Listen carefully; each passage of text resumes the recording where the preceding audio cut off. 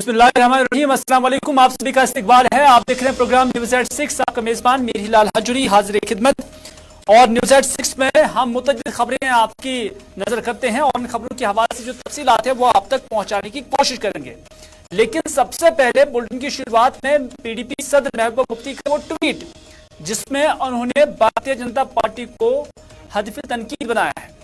दरअसल महबूबा मुफ्ती ने आज ये ट्वीट किया है जिसमें उन्होंने कहा कि बीजेपी ने असमत दरी करने वालों को छुपाने के लिए मजहब और कौम परस्ती का गलत इस्तेमाल करने के फन में महारत हासिल कर ली है। ये पीडीपी सदर महबूबा मुफ्ती का ट्वीट है। उन्होंने कहा कि मुझे मालूम होना चाहिए कि बतौर वज़ीर आला मेरे दौर में बीजेपी के बुजुर्गान कुटबा के असमत दरी करने वालों की हिमायत में नेशनल फ्लैग जो है यानी हिंदुस्तानी परचम उठाए और एक रैली निकाली। तमाम तरह मुश्किलात के बावजूद मैंने मुजरिम को जेल में डालने और इन बुजुर्गा को बरतरफ करने को यकीनी बनाया। ये महबूबा मुफ्ती का ट्वीट है। हालांकि महबूबा मुफ्ती का जो ये ट्वीट है ये किस कॉन्टेक्स्ट में है? दरअसल साहिरू ने कहा है साहिरू ने कहा है कि वो 5 जून को अयोध्या के रामकथा पार्क में रैली करेंगे।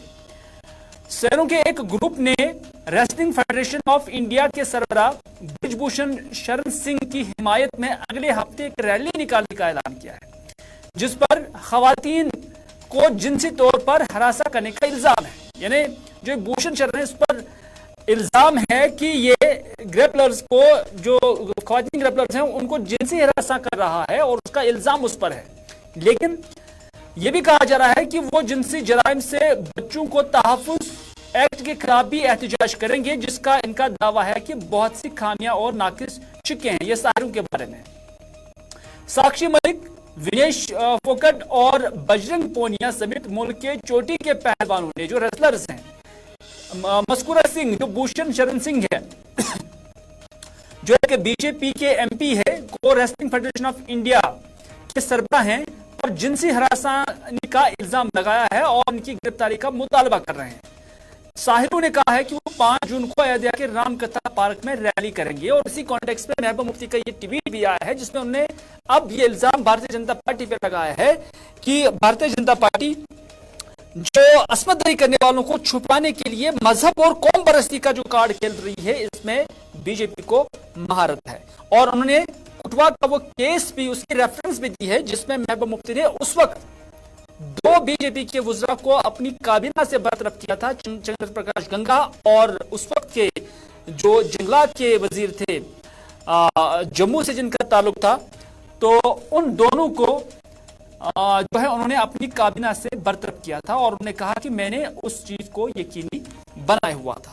तो इस तरह से उन्होंने आज भी यही बात कही है कि अब अयोध्या के अंदर भी इसी तरह का कार्ड खेला जा रहा है, जिसमें बीजेपी को कौम परस्ती, नेशनल फ्लैग और उसके साथ साथ मजहब का कार्ड इस्तेमाल करने की महारत हासिल है।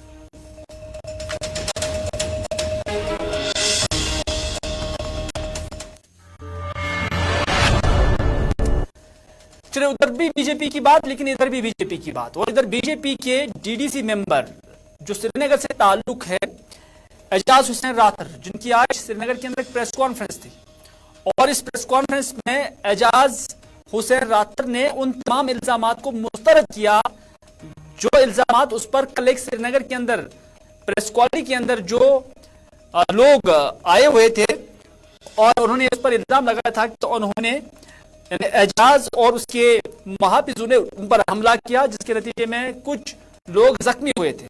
बहरहाल उस मामले को लेकर फिर उन्होंने पुलिस के अंदर भी शिकायत दर्ज कराई और पुलिस ने बाज़ाब्ता तौर पर उस हवाले से केस भी दर्ज किया है। तो फिर वक्त एजाज हुसैन रातुर को श्रीनगर पुलिस ने बुक किया है, उनके खिलाफ 2 दफा के तहत केस दर्ज भी किया जा चुका है। और आज पुलिस के इन्हीं इल्जामात जो इल्जाम देने वाले लोग हैं और पुलिस की एफआईआर के रद्द-ए-अमल में उन्होंने आज ये प्रेस कॉन्फ्रेंस दी है। लेकिन उससे पहले जुनैद अजीम मत्तू का भी एक ट्वीट आया है और जुनैद अजीम मत्तू ने इस ट्वीट में क्या कुछ लिखा है हम आप तक पहुंचाने की कोशिश करेंगे। जुनैद अजीम मत्तू ने कहा है कि बीजेपी से ताल्लुक रखने वाले मौजूदा डीडीसी मेंबर ने बारहमा श्रीनगर के लोगों पर दहशत का राज शुरू कर दिया है। इशारा इसी जो है बलहावी की तरफ है। और उन्होंने कहा कि 1 माह से भी कम अरसे में इनकी तरफ से किसी शहरी पर यह दूसरा हमला है। यानी आज तक पहली बार नहीं है, बल्कि इससे पहले भी उन्होंने आम शहरियों को निशाना बनाया है और आज दूसरे शख्स को उन्होंने हमला करके जख्मी कर दिया है। उन्होंने कहा कि यहां तक कि अब खवातीन पर भी हमला किया जा रहा है और वो भी मुकम्मल हिफाजती अहाते में, क्योंकि वो सिक्योर है और उसको सिक्योरिटी भी है और इसी आड़ में वो आम लोगों को हमला कर रहा है। ये जुनैद अजीम मत्तू, जो जिनका ताल्लुक अपनी पार्टी से है, श्रीनगर म्युनिसिपल कॉर्पोरेशन के मेयर भी हैं। और इसके अलावा जुनैद अजीम मत्तू के अलावा ज़ुहैब मीर का भी एक ट्वीट आया है। ज़ुहैब मीर का ताल्लुक पीडीपी से है। ज़ुहैब मीर भी इसी कॉन्स्टिट्यूएंसी के साथ वाबस्ता है और डिस्ट्रिक्ट प्रेसिडेंट यूथ पीडीपी के लिए श्रीनगर है। उन्होंने लिखा कि यह एक अफसोसनाक हालत है। भारतीय जनता पार्टी का गुंडा यानी एजाज की तरफ इशारा था और लिखा है कि बीजेपी का गुंडा जिसने इसे मारा वो हज कमेटी का रुकन और बालामा का डीडीसी मेंबर है। उम्मीद है इंसाफ मिलेगा। और उसके बाद इस ट्वीट में उन्होंने जो office of LG Jammu and Kashmir है, श्रीनगर पुलिस, जम्मू कश्मीर पुलिस, उन्हें भी उन्होंने टैग किया हुआ है और इंसाफ तलब की है। लेकिन एजाज ने कहा है तो वो इस केस का, जो पुलिस ने केस किया है, उसका वेलकम करते हैं, क्योंकि उनका कहना है कि वो चाहते हैं कि इस मामले की सही तरीके से, साफ शफाफ तरीके से तहकीकात हो जानी चाहिए और जो मुलविसिन है उन्हें सजा मिलनी चाहिए। इस एजाज ने आज, जो कि बीजेपी से जिनका ताल्लुक है, उन्होंने कुछ ऑडियोज भी यहां पर प्ले किए प्रेस कॉन्फ्रेंस के अंदर। उनका कहना है कि जो लोग जिन्होंने उनके खिलाफ इल्जामात लगाए हैं और पुलिस के अंदर दरख्वास्त जमा कराई है, उसमें से एक शख्स की जो बीवी है वो सरपंच है और उनका क्लेम है कि उस सरपंच ने रिश्वत के तकाजे भी किए हैं और कुछ खवातीन से सर्टिफिकेट के एवज उन्होंने रिश्वत भी तलब की है। हालांकि उन्होंने प्रेस कॉन्फ्रेंस के अंदर इसका इजहार किया, लेकिन कोई केस हवाले से फाइल नहीं किया। हालांकि सीबीआई भी काम कर रही है, यहाँ पर बहुत सारे एंटी करप्शन ब्यूरो भी काम कर रहा है, तो वहां पर उन्होंने आज तक इस हवाले से कोई दरख्वास्त क्यों नहीं दी है, इस समझ में नहीं आ रहा। और एजाज का यह भी दावा है कि उस पर भी हमले किए गए, इसके बावजूद कि वो सिक्योरिटी के अंदर है। और जब वो सिक्योरिटी के अंदर हैं और उस पर हमले भी किए गए हैं और आज वो सरकार से कहते हैं कि उन्हें तहफ़्फ़ुज़ दिया जाए, तो फिर उनके जो मुहाफ़िज़ है उन्होंने इस हवाले से अपने इदारे के अंदर मामला दर्ज क्यों नहीं कराया? अगर मामला दर्ज कराया तो फिर इसका कॉग्निजेंस क्यों नहीं दिया गया, इसका नोटिस क्यों नहीं दिया गया? ये एक सवाल है। तो अब ये सवाल भी है, क्या एजाज सही इल्जामात, जो एजाज के इल्जामात क्या वो दुरुस्त है? ये देखने वाली बात है। पुलिस ने मामला दर्ज किया है, लेकिन एजाज क्या कुछ कहते हैं, ये देखते हैं। मैं वेलकम करता हूँ जम्मू कश्मीर पुलिस को। हमें पूरा एतमाद है अपने जम्मू कश्मीर पुलिस पे और पूरे वर्ल्ड में सबसे अगर अच्छी पुलिस है वो जम्मू कश्मीर पुलिस है। हमें इसमें कोई डाउट नहीं है और ना हमें जुडिशरी पे कोई डाउट है। हम चाहते हैं इसमें फेयर इन्वेस्टिगेशन हो, जो कल्प्रिट्स है उनको बुक किया जाना चाहिए। एक समाज का एक डीडीसी होने के नाते जब मेरे ऊपर इतनी बार ये लोग अटैक कर सकते हैं, मेरे ऊपर पथराव कर सकते हैं, तो आप ये समझो कि आम व्यक्ति की क्या हालत होगी। और हमने ऑलरेडी पुलिस के नोटिस में लाया है, जो व्यक्ति कल वहां पे बयान दे रहा था उसके ऊपर भी कम से कम 2-4 FIR already police station Paonta Chowk में दर्ज है और उसकी जो बीवी है वो सरपंच है। अभी मैंने और एक कांड निकाला है, देखिए हमारे यहाँ मैंने 75 सीलिंग मशीन लाई अपने डीडीसी कॉन्स्टिट्यूंसीज में और इन बंधुओं ने क्या किया, इसकी बीवी सरपंच है और ये प्रॉक्सी सरपंच बना हुआ है यहाँ का। इन्होंने हर एक व्यक्ति से 750 लेके ये फेक सर्टिफिकेट दे दिए उनको। क्या मैं इसके खिलाफ नहीं उठूंगा? क्या मुझे इसके खिलाफ आवाज नहीं उठानी है? क्या मैं लहर बताऊंगा?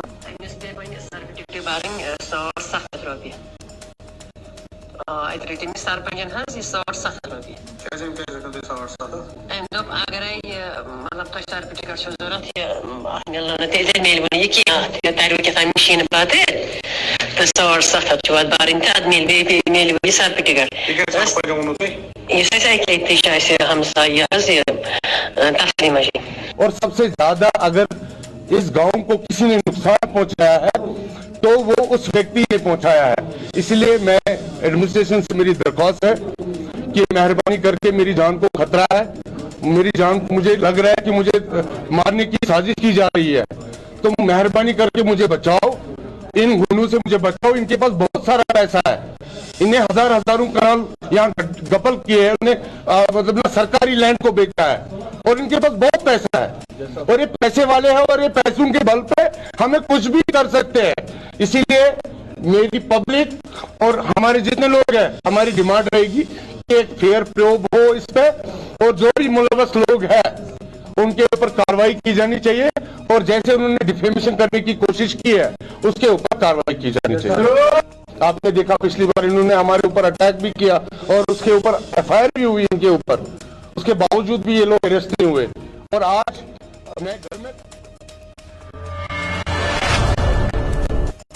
डायरेक्टर स्कूल एजुकेशन की जानिब से एक ऑर्डर जारी किया गया है जो अभी अभी मेरे पास पहुंचा है और ये ऑर्डर जो है ये स्कूल टाइमिंग को लेकर है। यानी श्रीनगर म्युनिसिपल कॉर्पोरेशन के हुदूद के अंदर जितने भी सरकारी और गैर सरकारी स्कूल्स आते हैं जो रजिस्टर है जम्मू कश्मीर गवर्नमेंट से, उनके लिए अब ये ऑर्डर आया है। यानी जो तब्दीली है टाइमिंग के अंदर वो लाई गई है, जिसके तहत अब सभी स्कूल्स जो श्रीनगर सिटी खासतौर पर म्युनिसिपल कॉर्पोरेशन श्रीनगर की हुदूद के अंदर आते हैं, चाहे प्राइवेट हो या गवर्नमेंट स्कूल्स हो, उनसे कहा गया है कि वो स्कूल टाइमिंग सुबह 9 बजे से शुरू करें और 3 बजे दोपहर इससे इख्तिताम करें। यानी 9 बजे से 3 बजे तक कल से ही ये स्कूलों का जो औकात कार है वो रहेगा। याद रहे एक बार फिर से कि 1 जून साल 2023 से यानी बिल्कुल कल से ही श्रीनगर म्युनिसिपल कॉर्पोरेशन के हुदूद में बच्चों के लिए जो स्कूल टाइमिंग होगी वो सुबह 9 बजे से लेकर 3 बजे तक होगी। और इस हवाले से बाज़ाब्ता तौर पर आज डायरेक्टरेट ऑफ स्कूल एजुकेशन की जानिब से एक ऑर्डर भी जारी किया जा चुका है, जिसके तहत बच्चों से कहा गया है कि वो 9 बजे से लेकर 3 बजे तक स्कूल के औकात कार में शरीक रहे।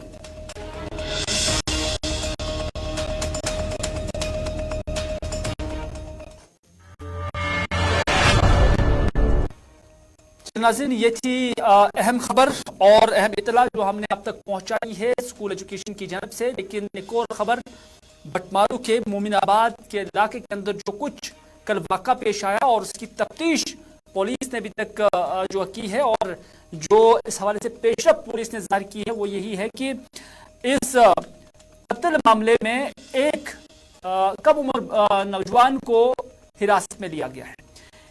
आज एसपी साउथ श्रीनगर की जानिब से एक प्रेस कॉन्फ्रेंस दी गई है जिसमें उन्होंने कहा कि मोमिनाबाद लेन नंबर 2 में एक शख्स की जो लाश मिली थी, हमने तहकीकात किया, सीसीटीवी और तकनीकी वसाइल बरोई कर लाए, फिर मालूम किया और मकतूल की बेटी के और मुबैना कातिल के दरमियान एफआईआर चल रहा था और यह बात लड़की के वालिद पर नागवार गुजरी, जिसकी वजह से फिर उन्होंने कई बार उसे रोका भी होगा। लेकिन ये लड़का कई माह तक इस शख्स से बदला लेना चाहता था, यानी लड़की के बाप से बदला लेना चाहता था और वो काफी वक्त से एक छुरी लेकर चलता रहता था और कल उसने मौका पाया और उस पर हमला किया, जिसकी वजह से विक्टिम की डेथ हो गई है। ये पुलिस का कहना है।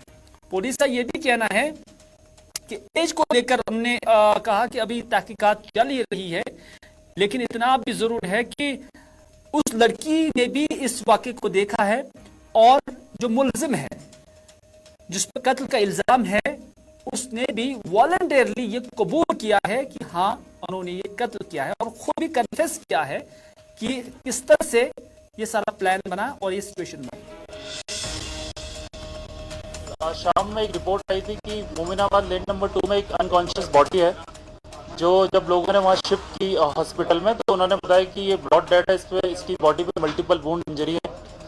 उसको देखते हुए एक पीएस बटमालू में एफआईआर नंबर 67 रजिस्टर हुई under section 302 of IPC. Investigation को लाया गया। इन्वेस्टिगेशन के दौरान जब पुलिस मौके पर पहुंची तो हमने स्पॉट को आइडेंटिफाई किया। उसमें जितने भी एंट्री और एग्जिट रूट थे जो पॉसिबल सस्पेक्टेड थे उनको लोकल्स की मदद से, सीसीटीवी की मदद से, अदर जो टेक्निकल रिसोर्सेज हैं उनकी मदद से हमने आइडेंटिफाई किया। जब कई लोगों से हमने इंटरोगेशन की तो उसमें एक सस्पेक्ट ने वॉलंटरी कन्फेस किया कि वो जो विक्टिम है, जो डिसीज विक्टिम है, उसकी बेटी के साथ रिलेशनशिप में था और ये बात उसके जो फादर है उसको नागा बाजार गुजरती थी, तो काफी लंबे टाइम से उसका प्लान था उससे बदला लेने का। काफी लंबे टाइम से बदला लेना चाह रहा था, लेकिन उसको मौका नहीं मिल पाया। जब कल शाम को जब विक्टिम ने इसे देखा, अपनी बच्ची के साथ अपनी गली में देखा, तो काफी गुस्सा आया उससे, वो इसके पास पहुंचा। इससे पहले इसने प्लानिंग की तरह एक चाकू खरीद के रखा था 4-5 महीने अपने शार्प एज वेपन अपने पास, और ये हमेशा जब भी उससे जाता था उसके पास ही अपने बैग में ही कैरी करता था। तो कल जब इसने देखा गली सुनसान थी, कोई अभी था नहीं, उसके फादर अकेला था, इसको मौका मिला जो काफी लंबे टाइम से एग्जीक्यूट करना चाह रहा था। इसने उसी टाइम पे मौके का फायदा उठाते हुए मल्टीपल स्टैब इंजरी उसको दी, मल्टीपल वुंड उसकी गर्दन पे, छाती पे दिए, जिससे जो विक्टिम है उसकी डेथ होगी।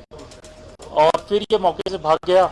हम जब मौके पे पहुंचे तो हमने एंट्री और एग्जिट रूट को काफी एनालिसिस किया, सीसीटीवी देखे, और जो टावर ट्रैफिक था, अदर जो टेक्निकल सोर्सेज को एनालिसिस करके हमने इसको आइडेंटिफाई किया। जब इंटरोगेशन की तो इसने बताया कि इसने कैसे उस विक्टिम की जान ली चाकू से, और इसके इंस्टेंस पे ही हमने जो इसकी ब्लड स्टेन शर्ट थी जो इसने एक दूसरी जगह छुपा रखी थी, चाकू, ब्लड स्टेन नाइफ जो इसने दूसरी जगह छुपा रखा था, और जिसका ट्राउजर था वो इसने तीसरी जगह छुपा रखा था, इन तीनों को हमने वहां से उसके इंस्टेंस पे रिकवर किया। विद इन फ्यू आवर्स ही हमने केस क्रैक किया पीएस बटमालू में, अंडर लीडरशिप ऑफ। नाज़रीन, वादी कश्मीर के अंदर लगातार मूसलाधार बारिशों की वजह से कई एक जगहों पर जहां सड़कें भी ज़ेराब आई हैं, वहीं पर दो रास्ते जम्मू श्रीनगर कौमी शहर जो कश्मीर को मुल्क के दूसरे हिस्सों के साथ जुड़ाती है, और उसके साथ साथ मुगल रोड, दोनों पर कल ट्रैफिक जो है मुअत्तल किया गया था। लेकिन आज जम्मू श्रीनगर कौमी शहर पर ट्रैफिक को बहाल किया जा चुका है। हालांकि जम्मू के अंदर जो लोग हमें हमारे न्यूज रूम को फोन कर रहे हैं, उनका कहना है कि आज उन्होंने निकलने की कोशिश की थी, लेकिन उन्हें आगे जाने की इजाजत नहीं दी गई है, बल्कि जो पहले से ही यहाँ पर गाड़ियां दरमांदा थी, तो पहले उन्हीं को जाने की इजाजत दी गई है। और दूसरी जानब से जब हम मुगल रोड का जिक्र करते हैं, तो मुगल रोड पर भी पस्सियां गिराई हैं, और वहां पर भी यही खबर है कि वहां 20 दिन तक लग सकते हैं इस रास्ते को क्लियर करने के लिए, क्योंकि वहां पर अभी भी बारिशें हो रही थी। और महकमा मौसमियात की पेशन को यह है कि अगले 3 दिन तक बारिशों का सिलसिला जारी रहेगा, और 3 दिन तक यहाँ पर काम भी नहीं किया जा सकता। और एक बड़े स्ट्रेच पर जो पस्सियां गिराई है, हमारे नुमाइंदे जमशीद ने जो मुतल्लिका एक्शन है उसके साथ उस वक्त बात की थी, और उन्होंने यही कहा था कि लगभग 20 दिन लग जाएंगे मुगल रोड को क्लियर करने के लिए। इन तस्वीरों में आप साफ देख सकते हैं कि मुगल रोड की हालत किस तरह की है, किस नौइयत की है। जो है बड़ी चट्टानें या बड़ी जो जमीन यहाँ पर खिसक रही है, और उसके बाद सड़क के बीचों बीच ये जमा हो गई है, और उसको क्लियर करने में टाइम लगेगा, बशर्ते कि मौसम ठीक रहे। लेकिन आरिफ वहीद क्या कुछ कहते हैं जम्मू श्रीनगर कौमी शहर को लेकर, उन्हीं की जुबानी सुनते हैं। बदलते मौसम के मिजाज के देखते हुए अगर बात करें तो जम्मू श्रीनगर कौमी शहर पे आज सुबह सुबह जहां पर रामबंद के नाशरी इलाके में मार्च साइड की वजह से कौमी शहर को जो है सिंगल वे वहां पर किया गया था। इसके साथ में अगर देखें तो मुसलसल बारिशों के चलते जो है जम्मू श्रीनगर कौमी शहर पे इस समय सुस्त रफ्तारी से ही सही, लेकिन जम्मू श्रीनगर कौमी शहर पे बारिशों के साथ साथ जो है कौमी शहर पे ट्रैफिक की आवाजाही भी जारी है। लेकिन इसके साथ में अगर जिस तरह से महकमा मौसमियात का मानना है कि आने वाले समय में जो है बारिशों का सिलसिला जो है इसी तरह से बदस्तूर रह सकता है, लेकिन उसमें कहीं न कहीं पे रामबंद बनियाद सेक्टर में जो है ट्रैफिक रेगुलेशन के हवाले से जो है दिक्कतें जरूर हो सकती है, जहां पर मिहाड़ के इलाके में भी जो है वक्त से जो है शूटिंग स्टून का सिलसिला भी देखने को मिला। लेकिन यहाँ पर अगर बात करें तो आज बारिशों के बीचों बीच भी जो है जम्मू श्रीनगर कौमी शहर पे सुस्त रफ्तारी से इधर मौसमियात की पेशन को यह है कि आइंदा 3 रोज तक मौसम में कोई तब्दीली नहीं आएगी, बल्कि अगले 3 रोज तक यानी 2 जून तक मौसम इस तरह का रहने का, या 3 जून तक मौसम इस तरह रहने का इम्कान है। अलबत्ता 3 जून से मौसम में तब्दीली आ सकती है, जो 8 जून तक फिर मौसम खुश रहने का इम्कान है। हाल मौसमदार बारिशों से जमीन खुल गई है, जिसके चलते जम्मू श्रीनगर कौमी शहर या दूसरे शहरों पर मड स्लाइड्स आई हैं, और इन रास्तों से चलने के लिए मुसाफिरों को एहतियात बरतना चाहिए। इस तरह की बात जो डिप्टी डायरेक्टर मेट्रोलॉजी है डॉक्टर मुख्तार अहमद, उन्होंने गुलिस्तान न्यूज़ के साथ बात करते हुए की है। पहले से रूटीन टाइम से जो है मौसम लेने के इम्कान थे, तो ठीक इसी तरह हर जगह continuous intermittent light to moderate बारिशें, कुछ एक जगहों पे है इसमें लाइट स्नोफॉल, बाकी थंडरस्टॉर्म के साथ साथ लाइटनिंग, कुछ एक जगहों पे तेज हवाएं और हेल स्टॉर्म भी हुआ है पिछले 2 दिनों से। तो आज मुसलसल बारिशें हो रही हैं अर्ली मॉर्निंग से ही for Jammu Kashmir and few parts of Ladakh. तो इसी पैटर्न का वेदर जो है ड्यूरिंग नेक्स्ट 2 to 3 डेज तक लगभग 2 जून तक रहने के चांसेस है। 3rd से जो है मौसम में इम्प्रूवमेंट आएगी और लगभग 7th 8th जून तक जो है मौसम अमूमन ठीक रहने के चांसेस है। लेकिन कुछ एक जगहों पे लोकल डेवलपमेंट की वजह से thunderstorm activity for brief period वो हो सकता है, उसको रूल आउट नहीं कर सकते, लेकिन कोई सिग्निफिकेंट वेदर एक्टिविटी नहीं है 3rd के बाद। अभी कंटिन्यूसली बारिशें हो रहा है, सॉइल काफ़ी ज़्यादा सैचुरेट हो चुका है, जिसके कारण जो है मड स्लाइड्स, शूटिंग स्टोन और लैंड स्लाइड्स के चांसेस बढ़ जाते हैं। तो लोगों को ऐसे में जो श्रीनगर जम्मू नेशनल हाईवे में ट्रैवल करते हैं या श्रीनगर लेह नेशनल हाईवे में ट्रैवल करते हैं या बाकी जो शराहें हैं खासकर यहाँ JNK के अंदर जो पहाड़ी जिलों को कनेक्ट करते हैं, तो लोगों को थोड़ा सा एहतियात बरतना होगा, जब तक ज़रूरी ना हो अननेसेसरी ट्रैवल या वेंचर न करें।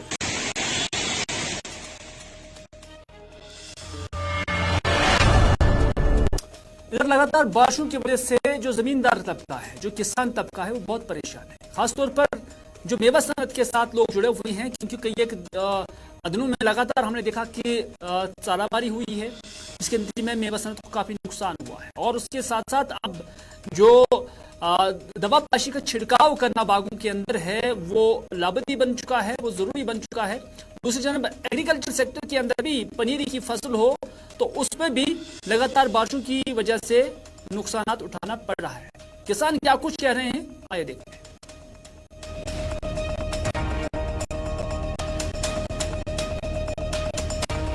हर एक ताज़ा फ्रूट में सेब है, जो भी हमारे किसान जो हमने KCC लोन इसी बाग पे निकाला है, उस पे पूरा नुकसान हुआ। हम परेशान हैं कि हम कैसे KCC लोन बैंक को अदा करेंगे। मैं गवर्नर साहब से गुजारिश करता हूं ताकि वो हॉर्टिकल्चर की तरफ ध्यान दे, एग्रीकल्चर की तरफ ध्यान दे, ताकि वो हम जिम्मेदारों से यह हाल पूछे कि हमारा हाल क्या है। जो हमारा जो फसल है, जिस पे हमारे बच्चे पढ़ते हैं या बाकी रोजगार या बाकी जो खाने पीने के अखराजात है, वो उसी ज़मीन से हम निकलते हैं। फसल बागात मजूर कर बागात अत सख्ती रूद पेवान अत सिकेब अत बाग बाकी बहरान माल पे वस जबरदस्त मुश्किल अम खुद मेहरबानी कर अम खुद टीम दवा खराबी बागबानी एक बड़ी सनत है और इस हवाले से अभी किसानों को क्या कुछ करना चाहिए, जो बागबानी सनत से वाबस्ता किसान हैं उन्हें क्या कुछ करना चाहिए, व्यूअर्स कहां पर जाएं, कौन सी दवाई लगाए, इस हवाले से माहिरीन ने क्या कुछ कहा, उन्हीं की जुबानी सुनते हैं। जो आपने देखा होगा कि पिछले महीना 1.5 महीने से जो बारिशें हैं वो कंटिन्यूसली हो रही हैं, बारिशें तो रुकने का नाम ही नहीं रही है। इससे क्या खतरा लाक होता है, हमारे बागों में स्केब लगने के बहुत ज़्यादा चांसेस होते हैं कि ह्यूमिडिटी भी बन जाती है और लीफ वेटनेस भी बहुत ज़्यादा देर तक रहती है, तो ये स्केब के लिए मौजूद होता है। अब जो हमारे आर्टिस्ट हैं, हमारे जो ग्रोवर्स हजरात हैं, इनसे मैं इस प्रोग्राम इस चैनल की वजह से मैं कहना चाहता हूँ कि जब भी मौका मिलेगा, जब अगर एक ही दिन 2 ही दिन की भी धूप थी, तो उसका फ़ायदा उठाकर वो एक फंजिसाइड स्प्रे दे उसमें, और जो भी फंजिसाइड वो इस्तेमाल करे उसके साथ स्टिकर मिलाना ज़रूरी है। क्योंकि जब हम एक फंजिसाइड के साथ स्टिकर मिलाते हैं, तो अगर दूसरे तीसरे दिन बारिश भी होगी तो वो स्टिकर उसके साथ चिपक जाता है, तो फिर दवाई अच्छी तरह से काम करती है।